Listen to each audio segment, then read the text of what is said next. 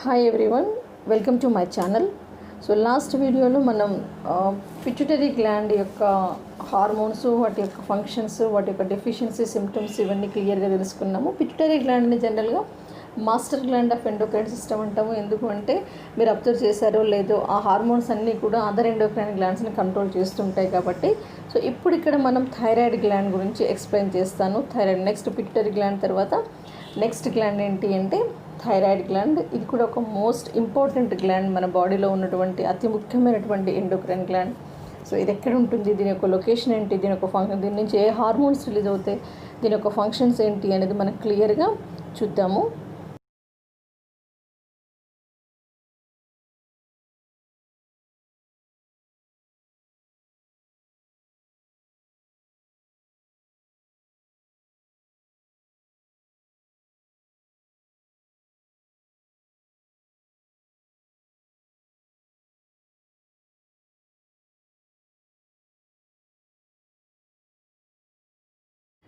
ఈ thyroid gland అనేది మన trachea reason. First of all దీని లొకేషన్ ఎక్కడ ఉంటుంది అంటే, so anatomy of the thyroid gland. The thyroid gland is situated in the neck in front of the లారింగ్స్ and trachea.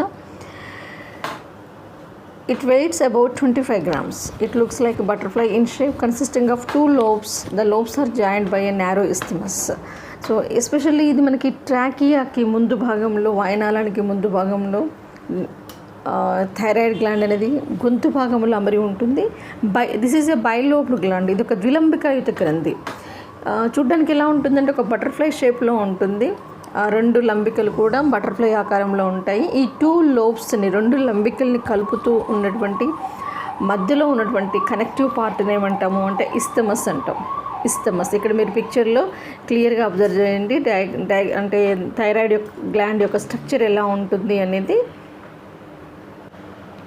Next thyroid gland యొక్క hormones ఏంటో చూద్దాము. Thyroid gland నుంచి జనరల్గా T3 triiodothyronine, T4 thyroxine and calcitonin అనే hormones release అవుతాయి.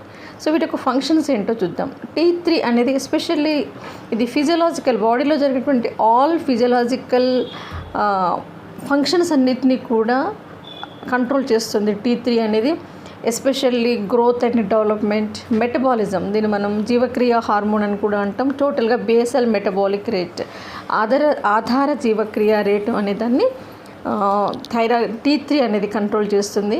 Body temperature, heart rate, ఆధార జీవక్రియ ముఖ్యంగా ఎఫెక్ట్ అవుతుంది అన్నట్టు. T3 తక్కువ అవుతే ఏమవుతుందంటే ఆధార జీవక్రియ రేటు తగ్గిపోతుంది. T3 పెరిగితే బేసల్ మెటబాలిక్ రేట్, ఆధార జీవక్రియ రేటు అనేది పెరుగుతుంది. ముఖ్యంగా ఇది బాడీ డెవలప్మెంట్. పిట్యూటరీ గ్లాండ్ ఏ రకంగా అయితే బాడీ యొక్క గ్రోత్కి యూజ్ అవుతుందో T3 కూడా బాడీ యొక్క గ్రోత్కి ఇది యూజ్ అవుతుంది. అంటే మెంటల్ అండ్ ఫిజికల్ మెచ్యురేషన్ రెండింటికి కూడా హెల్ప్ అవుతుంది అన్నట్టు. అదేవిధంగా T4 thyroxine controls development and maturation. ఇది కూడా సేమ్ ఆల్మోస్ట్ దగ్గరగా ఉంటాయి. T3 అండ్ T4 ఫంక్షన్స్ అనేటివి బాడీ యొక్క సైజ్, అంటే బాడీ యొక్క డెవలప్మెంట్, బాడీ యొక్క గ్రోత్ ఏజ్తో పాటుగా శారీరకంగా పెరగడం, ఫిజికల్ అండ్ మెంటల్ గ్రోత్ రెండింటికి కూడా హెల్ప్ అవుతుంది థైరాక్సిన్ అనేటువంటి hormone. Excess thyroxine results rapid development. ఒకవేళ ఈ హార్మోన్ ఎక్కువైపోతే ఏమవుతుందంటే విపరీతమైనటువంటి అభివృద్ధి. ఇది ఇక్కడ కూడా ఒక టైప్ ఆఫ్ జైగాంటిజం అనేది కనిపిస్తుంది. అదేవిధంగా deficiency of thyroxine results to delayed development. ఒకవేళ ఈ హార్మోన్ తక్కువైపోతే ఏమవుతుంది అంటే గ్రోత్ రిటార్డేషన్, శారీరకంగా అండ్ మానసికంగా ఫిజికల్ రిటార్డేషన్ ఉంటుంది, మెంటల్ రిటార్డేషన్ ఉంటుంది. మన పిట్యూటరీ యొక్క డ్వార్ఫిజంలో ఓన్లీ అక్కడ ఫిజికల్ రిటార్డేషన్ మాత్రమే కనిపించింది. మెంటల్గా అక్కడ రిటార్డేషన్స్ అనేవి కనిపించవు, మానసిక లోపము అనేది ఉండదు. బట్ ఇక్కడ థైరాక్సిన్ డెఫిషియన్సీ వల్ల ఇక్కడ కూడా మనకి వన్ టైప్ ఆఫ్ డ్వార్ఫిజం, అంటే ఫిజికల్ అండ్ మెంటల్ రిటార్డేషన్స్ అనేవి కనిపిస్తాయి. శారీరక మానసిక పెరుగుదల లోపాలు అనేవి కనిపిస్తాయి థైరాక్సిన్ యొక్క డెఫిషియన్సీ వల్ల. ముఖ్యంగా T3 అనేదేమో growth and development, all physiological ప్రాసెస్ని కంట్రోల్ చేస్తుంది. మెటబాలిజం, ఆధార జీవక్రియ rate, especially basal metabolic rate అనేది T3 కంట్రోలింగ్లో ఉంటుంది. Body temperature and heart rate. T4 అనేదేమో డెవలప్మెంట్ అండ్ మెచ్యురేషన్ కండిషన్స్ని ఇది కంట్రోల్ చేస్తుంది. Physical and mental development and మెచ్యురేషన్కి T4 లేదా థైరాక్సిన్ అనేది హెల్ప్ అవుతుంది అన్నట్టు. టోటల్గా బాడీలో జీవక్రియ రేటుని కంట్రోల్ చేసే హార్మోన్స్ ఏంటి అంటే థైరాయిడ్ హార్మోన్స్. సో వీటితో పాటుగా ఇంకొక హార్మోన్ కాల్సిటోనిన్ యొక్క ఫంక్షన్స్ ఏంటి అంటే నెక్స్ట్ హార్మోన్ కాల్సిటోనిన్ యొక్క ఫంక్షన్స్ ఏంటి, దీని యొక్క డెఫిషియన్సీ సిమ్టమ్స్ ఏంటో చూద్దాం ఇక్కడ. So calcitonin secreted by the cells of the thyroid గ్లాండ్స్లో ఉన్నటువంటి ఫాలిక్యూల్ సెల్స్ నుంచి ఇక్కడ కాల్సిటోనిన్ అంటే T3 T4తో పాటుగా కాల్సిటోనిన్ అనే హార్మోన్ కూడా రిలీజ్ అవుతుంది. So its main actions are to increase bone calcium, to decrease blood calcium levels. ముఖ్యంగా ఇది ఏం చేస్తుంది అంటే కాల్సిటోనిన్ అనే hormone increases the bone calcium, అంటే బ్లడ్లో ఉన్నటువంటి మన రక్తంలో ఉన్నటువంటి కాల్షియంని బోన్స్ అబ్జర్వ్ చేసుకునే విధంగా ఇది వాటిని ఇనిషియేట్ చేస్తుంది అన్నట్టు. అంటే బ్లడ్ అనేది కాల్షియం అనేది బ్లడ్ టు బోన్స్ ఎప్పటికప్పుడు రక్తంలో నుంచి బోన్స్లోకి వెళ్ళిపోతుంది. రక్తంలో నుంచి బోన్స్కి వెళ్ళిపోతుంది కాబట్టి బోన్స్లో కాల్షియం లెవెల్స్ అనేటివి ఇంక్రీజ్ అవుతాయి, బ్లడ్లో కాల్షియం లెవెల్స్ అనేటివి తగ్గిపోతాయి. డిక్రీజ్ చేస్తా కాల్షియం లెవెల్స్ ఇన్ బ్లడ్. మరి ఈ ఫంక్షన్స్ అనేటివి కంప్లీట్గా పారాథైరాయిడ్ హార్మోన్స్కి అపోజిట్గా ఉంటాయి. పారాథైరాయిడ్ హార్మోన్ ఏం చేస్తుంది అంటే బ్లడ్ కాల్షియం లెవెల్స్ని ఇంక్రీజ్ చేస్తుంది, బోన్ కాల్షియం లెవెల్స్ని డిక్రీజ్ చేస్తుంది. దానికి ఆపోజిట్గా కాల్సిటోనిన్ వర్క్ చేస్తుంది, బ్లడ్ కాల్షియం లెవెల్స్ని తగ్గిస్తుంది, బోన్ కాల్షియం లెవెల్స్ని పెంచుతుంది అన్నట్టు. సో ఇది కాల్సిటోనిన్ యొక్క ఫంక్షన్స్. ఒకవేళ థైరాయిడ్ గ్లాండ్ అనేది లేకపోతే ఏమవుతుంది, థైరాయిడ్ గ్లాండ్ అనేది యాక్సిడెంటల్గా తీసేయాల్సినటువంటి సిచ్యువేషన్ వస్తే ఏమవుతుంది అంటే thyroid gland is not absolutely essential for life, but its removal in adults leads to poor resistance to cold. పెద్దవాళ్ళలో అయితేనేమో జలుబుని కూడా తట్టుకునే రెసిస్టెన్స్ కూడా ఉండదు వీళ్ళలో, అంటే రెసిస్టెన్స్ పవర్ అనేది తగ్గిపోతుంది. Mental and physical slowing in childrens, అంటే పిల్లల్లో అయితేనేమో మానసిక శారీరక పెరుగుదల అనేది స్లోగా ఉంటుంది, ఒక్కొక్కసారి స్తంభించిపోతుంది అన్నట్టు. అంటే పిల్లల్లో మెంటల్ రిటార్డేషన్ మానసిక పరిపక్వత ఉండదు, అండ్ ఫిజికల్ రిటార్డేషన్ శారీరకంగా ఎదగరు కాబట్టి డ్వార్ఫిజానికి దారితీస్తుంది థైరాయిడ్ గ్లాండ్ని ఒకవేళ రిమూవ్ చేస్తే. రెగ్యులేషన్ ఆఫ్ థైరాయిడ్ సెక్రెషన్ అనేది దేని కంట్రోలింగ్లో ఉంటుంది అంటే మనం ఆల్రెడీ ఇంతకుముందు చెప్పుకున్న పిట్యూటరీ గ్లాండ్ నుంచి యాంటీరియర్ లోబ్ నుంచి సెక్రెట్ అయ్యేటటువంటి TSH థైరాయిడ్ స్టిమ్యులేటింగ్ హార్మోన్ అనేది థైరాయిడ్ గ్లాండ్ని కంట్రోల్ చేస్తుంది. TSH తక్కువ అవుతే థైరాయిడ్ సెక్రెషన్స్ తగ్గిపోతాయి, TSH ఎక్కువైతే థైరాయిడ్ సెక్రెషన్స్ ఎక్కువ అవుతాయి. ఎప్పుడైతే థైరాయిడ్ గ్లాండ్ నుంచి థైరాక్సిన్ డెఫిషియన్సీ ఉందో, థైరాక్సిన్ సరిగ్గా రిలీజ్ కాలేదు, ఇమీడియట్గా మెసేజ్ అనేది ఎక్కడికి వెళ్తుందంటే హైపోథాలమస్కి వెళ్తుంది. హైపోథాలమస్ నుంచి TSH రిలీజ్ ఫ్యాక్టర్స్ అనేవి రిలీజ్ అవుతాయి.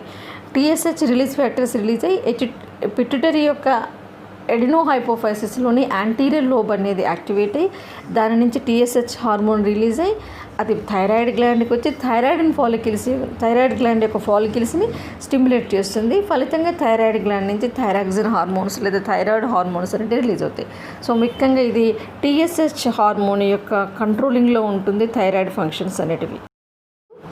థైరాయిడ్ గ్లాండ్ ఇందులో ఫస్ట్ వన్ గాయిటర్ అనేది థైరాయిడ్ హార్మోన్స్ డెఫిషియన్సీ వల్ల కాకుండా మనం తీసుకునే ఫుడ్లో ఎప్పుడైతే అయోడిన్ కాంటెంట్ అనేది తక్కువగా ఉంటుందో, అయోడిన్ పర్సెంటేజ్ తగ్గిపోతుందో, అయోడిన్ డెఫిషియన్సీ వల్ల ఏమవుతుందంటే థైరాయిడ్ గ్లాండ్ నుంచి థైరాయిడ్ హార్మోన్స్ ప్రిపేర్ కావు. అయోడిన్ కావాలి మనకి, థైరాయిడ్ హార్మోన్స్ రిలీజ్ కావాలంటే ఎప్పుడైతే అయోడిన్ డెఫిషియన్సీ ఉంటుందో థైరాయిడ్ గ్లాండ్ నుంచి థైరాక్సిన్ హార్మోన్స్ కానీ అదర్ హార్మోన్స్ కానీ రిలీజ్ కావు. కాబట్టి ఏమవుతుంది అంటే ఈ గొంతు కింద ఈ థైరాయిడ్ గ్లాండ్ అనేది బాగా స్వెల్లింగ్ వచ్చేసి ఒక కణితిలాగా ఏర్పడుతుంది, ఒక ట్యూమర్ లాగా తయారవుతుంది. దాన్ని మనం సింపుల్ గాయిటర్ అంటాం. ఫస్ట్ థైరాయిడ్ రిలేటెడ్ డిసీజెస్ ఏంటి అంటే ఫస్ట్ వన్ గాయిటర్. ఇది మెడ కింద ఒక కంతిలాగా ఒక ట్యూమర్ లాగా కనిపిస్తుంది. థైరాయిడ్ గ్లాండ్లో స్వెల్లింగ్ వస్తుంది. Swelling in the neck, breathing difficulties, శ్వాసలో ఇబ్బందులు కలుగుతాయి, కాఫ్ దగ్గు అనేది ఉంటుంది. తర్వాత ఈ స్వాలోయింగ్ డిఫికల్టీస్, మింగడం అనేది కూడా కష్టంగా ఉంటుంది. దీనికి ఏంటి అంటే థైరాయిడ్ అయోడిన్ ఎక్కువగా ఉన్నటువంటి ఆహారాన్ని తీసుకుంటే దీన్ని మనం నివారించవచ్చు అన్నట్టు. హైపోథైరాయిడిజం డిసీజెస్ రిలేటెడ్ టు థైరాయిడ్లో ఫస్ట్ వన్ గాయిటర్, ఇది అయోడిన్ డెఫిషియన్సీ వల్ల వస్తుంది. Second one hypothyroidism means deficiency of thyroid hormones తక్కువగా స్రవించబడటం వల్ల ఏం జరుగుతుంది especially T3 and T4 levels తగ్గిపోయినప్పుడు ఏమవుతుంది అంటే, ఒకటి గాయిటర్ అనేది కలుగుతుంది. తర్వాత రెండోది బాగా పఫ్నెస్, ఫేస్లో మొత్తం కూడా పఫ్నెస్ వస్తుంది, ముఖం ఉబ్బినట్టుగా అయిపోతుంది. సబ్క్యూటేనియస్ టిష్యూ కింద మొత్తం కూడా నీరు చేరి ఒళ్ళంతా కూడా బాగా వాచిపోయినట్టుగా అవుతుంది. ఒబేసిటీ ఈ మధ్యన చూడండి, ఎవరైనా సరే వెయిట్ పెరుగుతున్నారు అనగానే డాక్టర్స్ దగ్గరికి వెళ్తే ఫస్ట్ థైరాయిడ్ ఉందని అడుగుతున్నారు, థైరాయిడ్ టెస్ట్ చేపిస్తున్నారు. అంటే థైరాయిడ్ హార్మోన్స్ తగ్గినప్పుడు ఏమవుతుందంటే బేసల్ మెటబాలిక్ రేట్, ఆధార జీవక్రియ రేట్ అనేది తగ్గిపోయి శరీరంలో కొవ్వు నిల్వలు అనేవి పెరిగిపోతాయి. ఒబెసిటీ అనేది వస్తుంది, స్థూలకాయం అనేది కూడా కలుగుతుంది, మొత్తం ఫేస్ అంతా పఫ్నెస్ రావడం. తర్వాత పెరి ఆర్బిటల్ స్వెల్లింగ్, కండ్ల కింద మొత్తం కూడా స్వెల్లింగ్ రావడం. నెక్స్ట్ హెయిర్ లాస్ అనేది ఉండడం, తల మీద వెంట్రుకలన్నీ కూడా రాలిపోతుంటాయి. తర్వాత కనురెప్పలు అనేటివి బాగా ఉబ్బిపోయినట్టుగా ఉండడం, dry, thick and rough and yellow skin అంతా కూడా రఫ్గా తయారు కావడము దీని యొక్క సిమ్టమ్స్ అనేటివి. హైపోథైరాయిడిజంలో ఒళ్ళంతా వాచిపోయినట్టుగా, నీరు వచ్చినట్టుగా అంటారు చూడండి. సబ్క్యూటేనియస్ టిష్యూ, అధచర్మ కణజాలం కింద నీరు చేరడం వలన స్కిన్ అంతా కూడా థిక్గా తయారు కావడం. తర్వాత ఫేస్లో పఫ్నెస్ రావడం, కళ్ళ కింద ఉబ్బుగా ఉండడం, కనురెబ్బలు ఉబ్బిపోవడం, వెంట్రుకలు రాలిపోవడం, హెయిర్ లాస్ ఉండడం. తర్వాత అతిగా నిద్రపోవడం లేదా నిద్ర పట్టకపోవడం, ఈ సిమ్టమ్స్ కూడా కనిపిస్తాయి. తర్వాత dry, thick and rough and yellow skin అంతా కూడా రఫ్గా అండ్ డ్రైగా తయారైపోతుంది. వీళ్ళలో మఫ్నెస్ అన్నట్టు, ఏది కూడా చేయాలి అంటే ఇంట్రెస్ట్ ఉండదు, నీరసంగా ఎప్పుడు నిద్రపోవాలి అన్న ఫీలింగ్ కనిపించడం, చికాక్గా ఉండడం, చాలా అనీజీగా ఉండడం, నిరుత్సాహంగా ఉండడం, ఈ సిమ్టమ్స్ అన్నీ కూడా దీంట్లో కనిపిస్తుంటాయి. ముఖ్యంగా బేసల్ మెటబాలిక్ రేట్ అనేది తగ్గిపోతుంది, ఆధార జీవక్రియ రేట్ అనేది తగ్గిపోతుంది. కాబట్టి వీళ్ళలో ఒబెసిటీ వచ్చే అవకాశాలు ఎక్కువగా ఉంటుంది, స్థూలకాయము. సో ఈ లక్షణాలన్నింటినీ కలిపి హైపోథైరాయిడిజంని మనం పెద్దవాళ్ళలో ఈ సిమ్టమ్స్ అన్నిటినీ కలిపి, ఈ ఫేస్ పఫ్నెస్ కావచ్చు, బాడీ ఉబ్బినట్టు కావడం కావచ్చు, ఒబెసిటీ, ఆధార జీవక్రియ రేటు తగ్గడం, ఈ లక్షణాలన్నింటినీ కలిపి మిక్స్ ఒడిమా అంటాం. పెద్దవాళ్ళలో దీని యొక్క డెఫిషియన్సీ హైపోథైరాయిడిజం వల్ల కలిగేటటువంటి డిసీజ్ని మిక్స్ ఒడిమా అంటాం. మిక్స్ ఒడిమా లేదా గర్ల్స్ డిసీజ్ అని కూడా అంటాం దీన్నే. మరి చిన్నపిల్లల్లో దీని యొక్క సిమ్టమ్స్ ఏంటి, చిన్నపిల్లల్లో ఎలాంటి అవలక్షణాలు కలుగుతాయి అంటే, ఎస్పెషల్లీ చిన్నపిల్లల్లో దీని యొక్క డెఫిషియన్సీ వల్ల మెంటల్ అండ్ ఫిజికల్ రిటార్డేషన్ అనేది కనిపిస్తుంది, మానసిక శారీరక పెరుగుదల లోపం అనేది కనిపిస్తుంది. దాన్ని ఏమంటాము అంటే క్రెటినిజం అంటాం.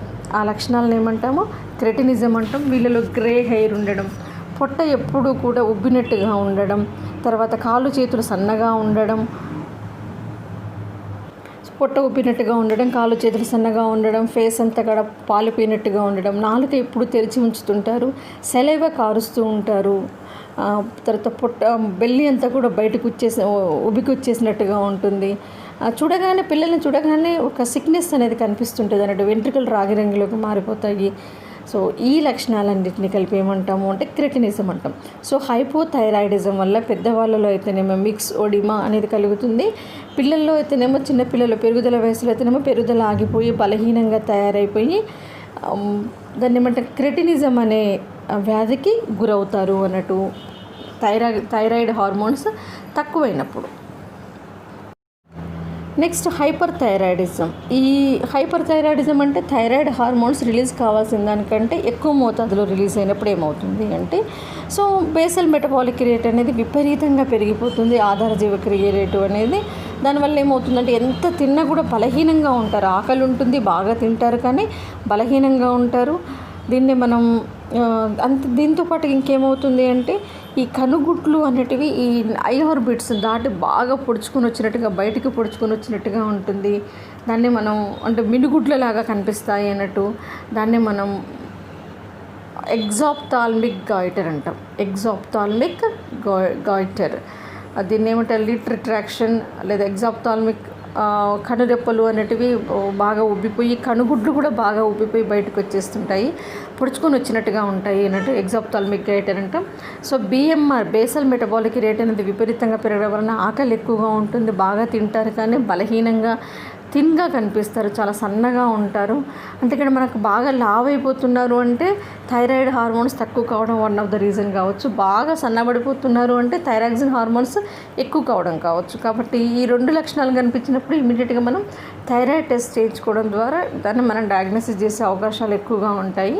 సో దీన్ని మనం ఏమంటామంటే హైపర్ థైరాయిడిజం లేదా గ్రేవ్స్ డిసీజ్ అంటాం. గ్రేవ్స్ డిసీజ్ ఈ కనుగుడ్లు బయటికి రావడాన్ని ఏమంటాం? ఎగ్జాప్థాల్మిక్ గైటర్ అంటాం. సో ఇది హైపర్ థైరాయిడిజం యొక్క సిమ్టమ్స్. హైపోథైరాయిడిజం వల్లనేమో పెద్దవాళ్ళలో మిక్సోడిమా, పిల్లల్లో క్రెటినిజం అనేది కనిపిస్తుంది. హైపర్ థైరాయిడిజంని మనం గ్రేవ్స్ డిసీజ్ అంటాం. దీన్ని మనం ఎగ్జాప్థాల్మిక్ గైటర్ అని కూడా అంటున్నాం. బాగా బలహీనమైపోతారు, బిఎంఆర్ ఎక్కువగా ఉంటుంది, కనుగుడ్లు అనేటివి బాగా ఎన్లార్జ్ అయిపోతాయి. అదేవిధంగా మనం తీసుకున్న ఫుడ్లో అయోడిన్ తగ్గిపోతే ఏమవుతుంది అంటే సింపుల్ గైటర్ అనేది కలుగుతుంది, గొంతు కింద స్వెల్లింగ్ అనేది కనిపిస్తుంది అన్నట్టు. సో మన అయోడిన్ సఫిషియెంట్గా ఉన్న ఫుడ్ తీసుకోవడం ద్వారా దాన్ని మనం నివారించవచ్చు. సో ఇది మనకి థైరాయిడ్ గ్రంథి, దాని నుంచి సెక్రెట్ అయినటువంటి హార్మోన్స్, వాటి యొక్క ఫంక్షన్స్, వాటి యొక్క డెఫిషియన్సీ సిమ్టమ్స్ ఇక్కడ మనం చూసాము. ఇక నెక్స్ట్ అంతఃస్రావక వ్యవస్థలో నెక్స్ట్ గ్లాండ్ ఏంటి అంటే పారాథైరాయిడ్ గ్రంథులు. ఇవి థైరాయిడ్ గ్రంథుల యొక్క పై భాగంలో అమరి ఉంటాయి కాబట్టి వీటిని మనం పారాథైరాయిడ్ గ్లాండ్స్ అంటున్నాం. సో ముఖ్యంగా ఇవి 2 pairs ఉంటాయి హ్యూమన్ బీయింగ్స్లో. ఒక్కొక్క థైరాయిడ్ లోబ్ పైన 1 pair ఆఫ్ పారాథైరాయిడ్ గ్లాండ్స్ అనేవి ఉంటాయి. So 2 pairs of parathyroid glands అంటే 4 పారాథైరాయిడ్ గ్రంథులు అనేటివి జనరల్గా మానవునిలో ఉంటాయి. బట్ ఈ థైరాయిడ్ గ్లాండ్ తీసేసినా బ్రతకగలుగుతారు, కానీ పారాథైరాయిడ్ గ్లాండ్ని తీసేస్తే మాత్రం ఎట్టి పరిస్థితుల్లో మనిషి బ్రతికే ఛాన్సెస్ లేవు అన్నట్టు. ఎందుకు అంటే ఆస్ఫిక్సియా కండిషన్కి లోనయ్యి మనిషికి డెత్ లేదా మరణం సంభవించే అవకాశం ఎక్కువగా ఉంటుంది పారాథైరాయిడ్ గ్లాండ్స్ రిమూవల్ వల్ల. సో ఈ గ్లాండ్స్ నుంచి ఏ హార్మోన్స్ రిలీజ్ అవుతాయి, వాటి యొక్క ఫంక్షన్స్ ఏంటి అనేది ఇప్పుడు మనం క్లియర్గా చూద్దాము. సో పారాథైరాయిడ్ హార్మోన్స్ యొక్క పారాథైరాయిడ్ గ్రంథి నుంచి రిలీజ్ అయినటువంటి హార్మోన్స్ ఏంటి అంటే పారాథైరాయిడ్ గ్లాండ్స్లో ఉన్నటువంటి చీఫ్ సెల్స్ నుంచి ముఖ్యంగా పారాథార్మోన్ లేదా పారాథైరాయిడ్ హార్మోన్ అంటాము. ఈ హార్మోన్ యొక్క మెయిన్ ఫంక్షన్ ఏంటి అంటే it increases the blood calcium levels. రక్తంలో కాల్షియం శాతాన్ని పెంచుతుంది. అంటే థైరాయిడ్ గ్లాండ్ నుంచి రిలీజ్ అయ్యే కాల్సిటోనిన్ ఏమో బ్లడ్లో ఉన్నటువంటి కాల్షియం లెవెల్స్ని డిక్రీజ్ చేస్తుంది, ఇది ఇంక్రీజ్ చేస్తుంది. అక్కడ కాల్సిటోనిన్ బోన్స్లో కాల్షియం లెవెల్స్ని ఇంక్రీజ్ చేస్తుంది, ఇక్కడనేమో బ్లడ్లో కాల్షియం లెవెల్స్ని ఇంక్రీజ్ చేస్తుంది ఎరటు. అంటే బ్లడ్ కాల్షియం లెవెల్స్ ఇంక్రీజ్ కావడం అంటే ఎక్కడి నుంచి వచ్చేస్తుంది అంటే మనం తీసుకునే ఫుడ్లో ఉన్నటువంటి కాల్షియంని బ్లడ్ అబ్జర్వ్ చేసుకునే కెపాసిటీని పెంచి బ్లడ్ యొక్క కాల్షియం లెవెల్స్ని పెంచుతుంది అన్నట్టు పారాథైరాయిడ్ హార్మోన్ అనేది. నెక్స్ట్ పారాథైరాయిడ్ గ్లాండ్ యొక్క రిలేటెడ్ డిసీజెస్ ఏంటో చూద్దాము. పారాథైరాయిడ్ గ్లాండ్స్ యొక్క రిలేటెడ్ డిసీజెస్ ఏంటంటే ఫస్ట్ వన్ రికెట్స్. ఈ రికెట్స్ అనేది మనకి జనరల్గా చిన్నపిల్లల్లో కనిపిస్తుంది. చిన్నపిల్లల్లో ఎప్పుడైతే వాళ్ళు తీసుకున్నటువంటి ఫుడ్లో కాల్షియం లెవెల్స్ తక్కువగా ఉంటాయో, ఈ కాల్షియం లెవెల్స్ తగ్గినప్పుడు ఆటోమేటిక్గా ఏమవుతుంది అంటే బ్లడ్లో కాల్షియం లెవెల్స్ కూడా తగ్గిపోతాయి. అంటే పారాథైరాయిడ్ హార్మోన్ అనేది ఒకవేళ తగ్గినా రికెట్స్ వస్తుంది, మనం తీసుకున్న ఫుడ్లో కాల్షియం లెవెల్స్ తగ్గినా రికెట్స్ వస్తుంది. పారాథార్మోన్ తగ్గినప్పుడు ఏమవుతుందంటే బ్లడ్ కాల్షియం లెవెల్స్ తగ్గుతాయి, బ్లడ్ కాల్షియం లెవెల్స్ తగ్గితే ఆటోమేటిక్గా బోన్స్లో ఉన్నటువంటి కాల్షియం కూడా తగ్గిపోతుంది. కాబట్టి సో చిన్నపిల్లల్లో బోన్స్ అనేవి చాలా బలహీనంగా ఉండి వంగిపోతాయి. దొడ్డి కాళ్ళు అంటాం మనం, కాళ్ళు మొత్తం కూడా 2 ఇట్లా విల్లు ఆకారంలో వంగిపోవడం. తర్వాత చెస్ట్ బోన్స్, ఈ వక్ష భాగంలో ఉన్నటువంటి ఎముకలు కూడా మొత్తం విల్లు ఆకారంలో వంగిపోవడం, బలహీనమైనటువంటి కాళ్ళు చేతులు ఉండడం, ఈ చెస్ట్ బోన్స్ పైన చిన్న చిన్న బొడిపెలు ఏర్పడటం, చిన్న చిన్న బొడిపెలు ఏర్పడటం రికెట్ రోజరీ అంటాం. ఆ రకంగా అవి ఏంటి అంటే చిన్నపిల్లల్లో రికెట్స్ అనేది కలుగుతుంది, అంటే కాల్షియం డెఫిషియన్సీ వల్ల కూడా కలుగుతుంది. Next second one osteomalacia. పిల్లల్లో అయితేనేమో కాల్షియం లెవెల్స్ తగ్గడం వలన ఆ బ్లడ్ లెవెల్ కాల్షియం లెవెల్స్ తగ్గిపోయి పారాథైరాయిడ్ హార్మోన్ తగ్గిన రికెట్స్ వస్తుంది. అదేవిధంగా కాల్షియం లెవెల్స్ తగ్గినా కూడా రికెట్స్ అనేది వస్తుంది. తర్వాత సెకండ్ వన్ ఆస్టియోమలేసియా. ఆస్టియోమలేసియా అంటే ఏంటి అంటే vitamin D deficiency and calcium deficiency ఉన్నప్పుడు, ఇవి రెండు ఉన్నప్పుడు ఆటోమేటిక్గా బ్లడ్లో కాల్షియం లెవెల్స్ తగ్గుతాయి. బ్లడ్లో కాల్షియం లెవెల్స్ తగ్గినప్పుడు ఏమవుతుంది అంటే ఈ పారాథార్మోన్ అనేది ఎక్కువ రిలీజ్ అయిపోయి బోన్స్ నుంచి కాల్షియం అనేది బ్లడ్లోకి వచ్చేస్తుంది. అప్పుడు బోన్స్ అనేవి ఎలా అయిపోతాయి, బలహీనంగా అయిపోతాయి. అంటే ఎప్పుడైతే బ్లడ్ కాల్షియం లెవెల్స్ తగ్గుతాయో పారాథార్మోన్ ఎక్కువ రిలీజ్ అవుతుంది. ఎందుకంటే కాల్షియం అబ్జర్ప్షన్ పెంచడం కోసం. అప్పుడు బోన్స్ నుంచి కూడా కాల్షియం అనేది ఎక్కువైపోతుంది. ఆటోమేటిక్గా బోన్స్ అనేటివి బలహీనమైపోయి బోన్స్ అనేటివి ఈజీగా విరిగిపోవడము, ఫ్రాక్చర్స్ రావడము, తర్వాత సులభంగా దాన్ని ఏమంటారు బ్రేకేజెస్ రావడము, పలచగా పోచలుగా తయారు కావడము అనేది కనిపిస్తుంది. మనం దాన్ని ఆస్టియో మలేసియా లేదా ఆస్ట్రైటిస్ ఫైబ్రోసా అని కూడా అంటాము. అంటే ఇక్కడ ఒకటే విషయం ఏంటి అంటే కాల్షియం లెవెల్స్ తగ్గినా ఆస్టియోమలేసియా కలుగుతుంది. ఇక్కడ హార్మోన్ విషయానికి వస్తే ఎప్పుడైతే మనం తీసుకున్న ఫుడ్లో కాల్షియం లెవెల్స్ తగ్గుతుంటాయో బ్లడ్లో కాల్షియం ఉండదు. బ్లడ్లో కాల్షియం ఉండదు కాబట్టి కాల్షియం లెవెల్స్ పెంచడానికి పారాథార్మోన్ ఎక్కువ రిలీజ్ అవుతుంది. ఎక్కువ రిలీజ్ కావడం వల్ల బోన్స్ నుంచి బోన్స్ నుంచి కాల్షియం అనేది బ్లడ్లోకి వచ్చేస్తుంది. అప్పుడు ఏమవుతుంది, బ్లడ్ కాల్షియం లెవెల్స్ పెరుగుతాయి, బోన్స్లో కాల్షియం లెవెల్స్ తగ్గుతాయి. దానివల్ల బోన్స్ అనేటివి బలహీనంగా అవుతాయి. దీన్ని మనం ఆస్టియోమలేసియా అంటాం. ఓకే, నెక్స్ట్ వన్, దీని యొక్క డెఫిషియన్సీ వల్ల కలిగేటువంటి అంటే దీని యొక్క hyper secretion and hypo secretions వల్ల కలిగేటువంటి డిసీజెస్ ఏంటి అంటే next third one hypo parathyroidism. So parathyroid hormone తక్కువ కావడం వలన ముఖ్యంగా లో లెవెల్స్ ఆఫ్ కాల్షియం అనేది కనిపిస్తుంది. బ్లడ్లో కాల్షియం లెవెల్స్ తగ్గుతాయి. ముఖ్యంగా దీని యొక్క సిమ్టమ్స్ ఏంటి అంటే బ్లడ్ కాల్షియం లెవెల్స్ తగ్గినప్పుడు మస్కులర్ టెటనీ అనేది కూడా కలుగుతుంది. ఎందుకంటే కండర సంకోచం జరగాలంటే కాల్షియం కావాలి. ఎప్పుడైతే కాల్షియం లెవెల్స్ తగ్గుతాయో కండర సంకోచాలు అనేటివి తగ్గిపోయి తిమ్మిర్లు రావడం, లేకపోతే దాని మనం టెటనీ అంటాం, మస్కులర్ టెటనీ అంటాము. అదేవిధంగా సైకలాజికల్ డిస్టర్బెన్సెస్ కూడా కలుగుతాయి. తర్వాత డెవలప్మెంట్ ఆఫ్ క్యాటరాక్ట్, ఇవన్నీ కూడా హైపో పారాథైరాయిడిజం యొక్క సిమ్టమ్స్ అన్నట్టు. ఒకవేళ ఈ హార్మోన్ ఎక్కువ అవుతే ఏమవుతుంది, అంటే హైపర్ పారాథైరాయిడిజం యొక్క సిమ్టమ్స్ ఏంటి అంటే ఎప్పుడైతే పారాథార్మోన్ ఎక్కువ అవుతే ఏమవుతుంది అంటే బ్లడ్ కాల్షియం లెవెల్స్ పెరుగుతాయి కాబట్టి అవి రీనల్ క్యాలిక్యులై కిడ్నీస్లో రాళ్ళు ఏర్పరిచే అవకాశం ఉంటుంది. పాలియూరియా, ఎక్కువ మూత్ర విసర్జన జరగడము, పాలిడిప్సియా, తర్వాత అనరెక్సియా, మజిల్ వీక్నెస్, తర్వాత జనరల్ ఫ్యాటిక్, ఇవన్నీ కూడా హైపర్ పారాథైరాయిడిజం యొక్క సిమ్టమ్స్. అంతేకాకుండా ఆస్టియోమలేషియా అంటే బోన్స్ బలహీనమయ్యే అవకాశం కూడా ఉంటుంది అన్నట్టు హైపర్ పారాథైరాయిడిజంలో. సో ఇవి పారాథైరాయిడ్ యొక్క గ్లాండ్స్, వాటి యొక్క లొకేషన్, వాటి నుంచి రిలీజ్ అయ్యే హార్మోన్స్, వాటి యొక్క ఫంక్షన్స్ ఏంటి అనేది. సో నెక్స్ట్ ఇంకొక గ్లాండ్, మనం ప్యాంక్రియాస్ గురించి ఇక్కడ మీకు ఎక్స్ప్లెయిన్ చేస్తాను. ఇంకొక ఎండోక్రైన్ గ్లాండ్ ప్యాంక్రియాస్. నెక్స్ట్ ఏంటి అంటే అంతఃస్రావక వ్యవస్థలో ప్యాంక్రియాస్, క్లోమం గురించి ఇక్కడ మనం తెలుసుకుందాము.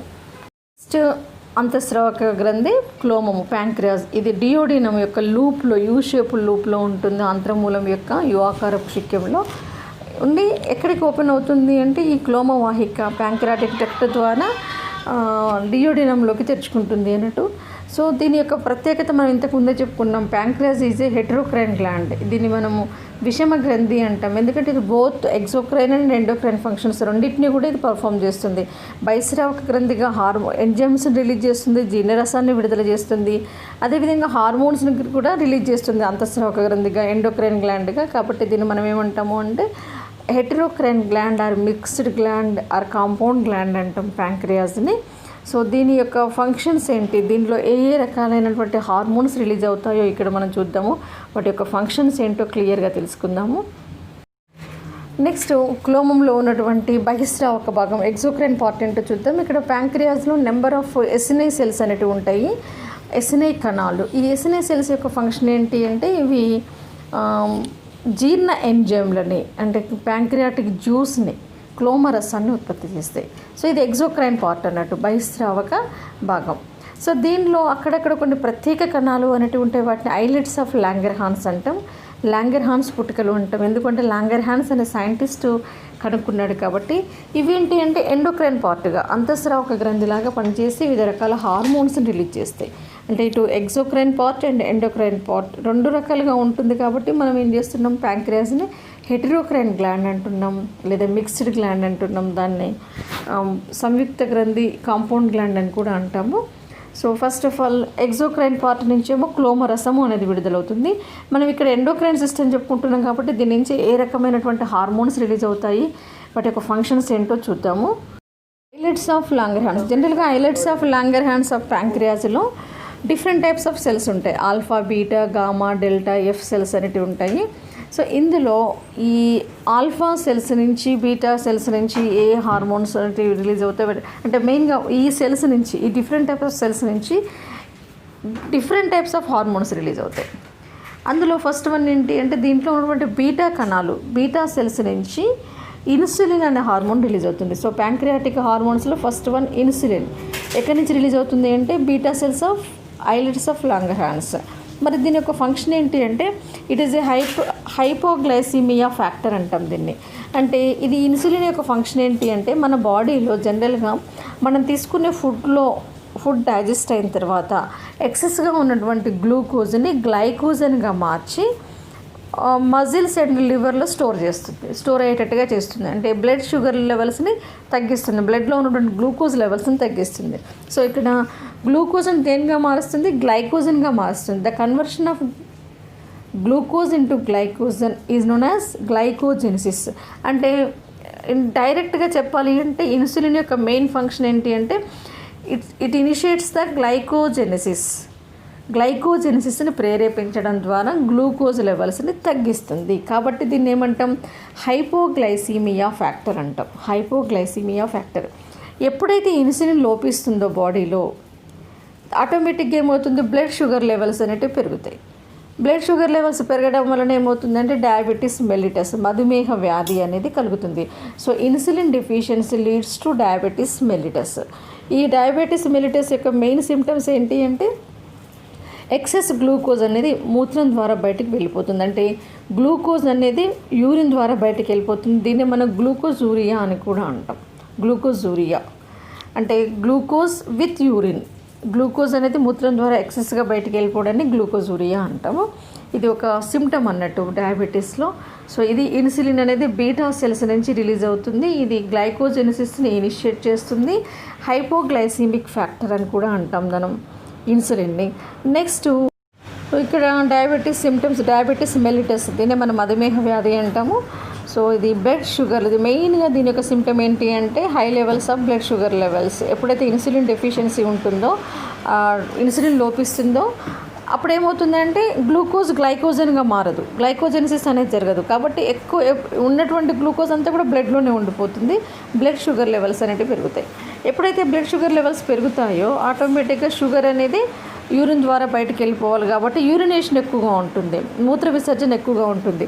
డయాబెటీస్ ఇన్సిపిడస్లో కూడా మూత్ర విసర్జన ఉంటుంది, అది మూత్ర వ్యాధి, ఏడిహెచ్ హార్మోన్ డెఫిషియన్సీ వల్ల వస్తుంది. కానీ అక్కడనేమో ఓన్లీ మూత్ర విసర్జన, పాలియూరియా, ఎక్కువ వాటర్ అనేది మూత్రం ద్వారా వెళ్ళిపోతుంది, రీఅబ్జార్ప్షన్ జరగదు. కాబట్టి ఇక్కడనేమో మూత్రం ద్వారా గ్లూకోజ్ వెళ్ళిపోతుంది. ఇలా గ్లూకోజ్ వెళ్ళిపోవడం ఏమంటాం, గ్లూకోజూరియా అంటాం. ఎప్పుడైతే మూత్ర విసర్జన అనేది ఎక్కువగా ఉంటుందో, ఆటోమేటిక్ ఫ్రీక్వెంట్ యూరినేషన్ ఎక్కువగా ఉంటుందో ఆటోమేటిక్గా ఇంక్రీజ్డ్ థర్స్ట్, దాహం అనేది కూడా ఎక్కువగా ఉంటుంది. వీక్గా అయిపోతారు, బలహీనంగా అయిపోతారు. ఆకలి కూడా ఎక్కువగా ఉంటుంది. డయాబెటిక్ పేషెంట్స్లో ఆకలి కూడా ఎక్కువగా ఉంటుంది, దాహం ఎక్కువగా ఉంటుంది. సో ఈ సిమ్టమ్స్ అన్నిటినీ కలిపి మనం ఏమంటాము అంటే డయాబెటీస్ మెల్లిటస్ లేదా మధుమేహ వ్యాధి అంటాము. దేనివల్ల వస్తుంది, డెఫిషియన్సీ ఆఫ్ ఇన్సులిన్ వల్ల వస్తుంది, ఇన్సులిన్ లోపం వలన కలుగుతుంది. నెక్స్ట్ సెకండ్ హార్మోన్ ప్యాంక్రియాటిక్ హార్మోన్స్లో glucagon secreted from alpha cells of Langerhans, islets of Langerhans పుటికల్లో ఉన్నటువంటి ఆల్ఫా కణాల నుంచి గ్లూకోగాన్ అనేది రిలీజ్ అవుతుంది. మెయిన్ దీని యొక్క ఫంక్షన్ ఏంటి అంటే బ్లడ్ షుగర్ లెవెల్స్ని ఇంక్రీజ్, అంటే ఇన్సులిన్కి ఆపోజిట్గా పనిచేస్తుంది. అది బ్లడ్ షుగర్ లెవెల్స్ని తగ్గిస్తే ఇది బ్లడ్ షుగర్ లెవెల్స్ని పెంచుతుంది అన్నట్టు. ఎలా పెంచుతుంది అంటే it initiates glycogenolysis and gluconeogenesis. Store అయి ఉన్నటువంటి గ్లైకోజన్ రూపంలో ఉన్నటువంటి గ్లైకోజన్ని బ్రేక్ చేసి గ్లూకోజ్గా మారుస్తుంది. అంటే the conversion of glucose into glycogen. So the conversion of glycogen into glucose is known as glycogenolysis. So the conversion of glucose from non carbohydrates, ఇక్కడ carbohydrates కాని పదార్థాల నుంచి గ్లూకోజ్ ఏర్పడటాన్ని గ్లూకోనియోజెనిసిస్ అంటాం. అంటే ఇటు గ్లైకోజెనోలైసిస్ని ప్రేరేపిస్తుంది. అట్ ద సేమ్ టైం గ్లూకోనియోజెనిసిస్ని కూడా ప్రేరేపిస్తుంది. కాబట్టి ఎక్సెస్ గ్లైకోజన్ అంతా కూడా గ్లూకోజ్గా మారి బ్లడ్లోకి వస్తుంది. నాన్ కార్బోహైడ్రేట్స్ సబ్స్టెన్సెస్ నుంచి కూడా గ్లూకోజ్ అనేది బ్లడ్లోకి వచ్చేస్తుంది. కాబట్టి బ్లడ్ షుగర్ లెవెల్స్ అనేటివి, బ్లడ్ గ్లూకోజ్ లెవెల్స్ అనేటివి పెరుగుతాయి అన్నట్టు. అంటే ఇన్సులిన్కి కంప్లీట్గా ఆపోజిట్గా పనిచేస్తుంది. ఈ రెండింటిని అంటాగోనిస్టిక్ హార్మోన్స్ అంటాము, పరస్పరం వ్యతిరేకంగా పనిచేస్తాయి. ఇన్సులిన్ ఏమో గ్లూకోజ్ లెవెల్స్ని తగ్గిస్తే, గ్లూకోగాన్ ఏమో గ్లూకోజ్ లెవెల్స్ని పెంచుతాయి అన్నట్టు. సో మరి ఆటోమేటిక్గా గ్లూకోగాన్ ఎక్కువగా ఇవి రెండు ఒకదానికొకటి ఆపోజిట్ పనిచేస్తున్నాయి కాబట్టి బాడీ హెల్తీగా ఉంటుంది. ఎప్పుడైతే ఇన్సులిన్ తగ్గిపోతుందో గ్లూకోగాన్ తన పని తను చేసుకుంటూ పోతూనే ఉంటుంది కాబట్టి బ్లడ్ షుగర్ లెవెల్స్ అనేవి పెరుగుతూనే ఉంటాయి. కాబట్టి అలాంటప్పుడు ఏంటి, డయాబెటిక్ పేషెంట్స్లో ఆర్టిఫిషియల్గా ఇన్సులిన్ని మనం మెడిసిన్ రూపంలో ఇవ్వాల్సి ఉంటుంది అన్నట్టు. సో ఇది గ్లూకోగాన్. దీన్ని మనం బ్లడ్ షుగర్ లెవెల్స్ని, గ్లూకోజ్ లెవెల్స్ని పెంచుతుంది కాబట్టి దీన్ని హైపర్ గ్లైసీమియా ఫ్యాక్టర్ అంటాం. Hyper glycaemia factor. ఇన్సులిన్ ఏమో హైపోగ్లైసీమియా ఫ్యాక్టర్, గ్లూకోగాన్ ఏమో hyper glycaemia factor. It stimulate glycogenolysis and promotes gluconeogenesis. టోటల్గా ఈ రెండింటి ఫంక్షన్స్ వల్ల ఏమవుతుంది అంటే బ్లడ్ గ్లూకోజ్ లెవెల్స్ అనేటివి ఇంక్రీజ్ అవుతాయి అన్నట్టు. So this is about glucagon hormone secreted from alpha cells of islets of Langerhans. ఇక్కడ మనకి ఆల్ఫా సెల్స్ నుంచి ఏమో గ్లూకోగాన్ రిలీజ్ అయింది, బీటా సెల్స్ నుంచి ఇన్సులిన్ రిలీజ్ అయింది. తర్వాత గామా సెల్స్ అనేటివి ఉంటాయి. గామా సెల్స్ నుంచి ఎలాంటి హార్మోన్స్ రిలీజ్ కావు, బట్ ఇవి ఏం చేస్తాయంటే ఆల్ఫా బీటా సెల్స్ని యాక్టివేట్ చేస్తుంటాయి. తర్వాత డెల్టా కణాలు అనేటివి ఉంటాయి ఐలెట్స్ ఆఫ్ లాంగర్హాన్స్లో. ఈ డెల్టా సెల్స్ నుంచి SSH hormone, somatostatin hormone release అవుతుంది. సో సొమాటోస్టాటిన్ హార్మోన్ యొక్క ఫంక్షన్ ఏంటి అంటే it regulates the endocrine and nervous system functions. Endocrine functions ఎలా రెగ్యులేట్ చేస్తుంది సొమాటోస్టాటిన్ అంటే, సొమాటోట్రోఫిక్ హార్మోన్ ఉంది కదా, పిట్యూటరీ, యాంటీరియర్ పిట్యూటరీ నుంచి రిలీజ్ అయ్యే సొమాటోట్రోఫిక్ హార్మోన్, గ్రోత్ హార్మోన్ అంటాం. సో ఈ గ్రోత్ హార్మోన్ని ఈ సొమాటోస్టాటిన్ హార్మోన్ ప్రివెంట్ చేస్తుంది, ఆపేస్తుంది అన్నట్టు. So somatostatin hormone of pancreas main function is it prevents the production of STH hormone. Somatotrophic hormone యొక్క ఉత్పత్తిని నిలిపివేస్తుంది అన్నట్టు సొమాటోస్టాటిన్ హార్మోన్ అనేది. అదేవిధంగా నర్వస్ ఫంక్షన్స్ని కూడా ఇది కంట్రోల్ చేస్తుంది. తర్వాత ఇవి డెల్టా సెల్స్ నుంచి. ఇంకొకటి ఫిఫ్త్ టైప్ సెల్స్ ఎఫ్ కణాలు అనేటివి కూడా ఉంటాయి ఐలెట్స్ ఆఫ్ లాంగర్హాన్స్లో. ఈ ఎఫ్ సెల్స్ నుంచి PPH hormone, pancreatic preventive hormone అనేది రిలీజ్ అవుతుంది. ఇది ప్యాంక్రియాటిక్ జ్యూస్ అంటే ఎసినై సెల్స్ నుంచి ఎంజైమ్స్ యొక్క ప్రొడక్షన్ని ప్రివెంట్ చేస్తుంది. అవసరం అంటే దాని యొక్క ఎంతవరకు అవసరమో అంతవరకు రిలీజ్ అయిన తర్వాత వాటిని ప్రివెంట్ చేస్తుంది అన్నట్టు.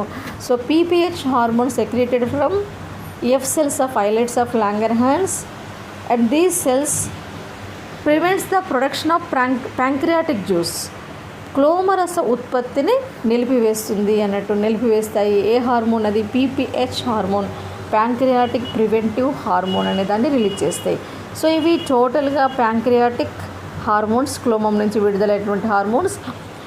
First one insulin secreted from beta cells. It is also called as hypoglycemic factor. Its deficiency leads to diabetes mellitus. Second one glucagon secreted from alpha cells of islets of Langerhans. It is also called as hyperglycemia factor. It stimulates the glycogenolysis and gluconeogenesis. Blood sugar లెవెల్స్ని పెంచుతుంది కాబట్టి ఇక్కడ hyperglycemia factor అన్నాం. తర్వాత somatostatin hormone secreted from delta cells of islets of Langerhans. It prevents the somatotrophic hormone. పెరుగుదల hormone లేదా somatotrophic హార్మోన్ని prevent చేస్తుంది, ఆపివేస్తుంది. And last one PPH hormone prevents the pancreatic juice from acini cells. Pancreas యొక్క మనం ఈ వీడియోలో thyroid gland, parathyroid gland and pancreas యొక్క హార్మోన్స్, వాటి యొక్క ఫంక్షన్స్ ఏంటో చూసాము. సో నెక్స్ట్ వీడియోలో మీకు remaining endocrine glands, adrenal glands కావచ్చు, thymus, pineal body and gonads, వీటన్నిటి గురించి కూడా మనం నెక్స్ట్ వీడియోలో చూద్దాము. సో ఇందులో ఉన్నటువంటి థైరాయిడ్, పారాథైరాయిడ్ అండ్ ప్యాంక్రియాస్ మొదటి వీడియోలో మనకి ఎండోక్రైన్ సిస్టమ్ అంటే ఏంటి, తర్వాత పిట్యూటరీ యొక్క హార్మోన్స్ అక్కడ చూసాము. సో మళ్ళీ నేను నెక్స్ట్ వీడియోలో మిమ్మల్ని కలుస్తాను. Thank you.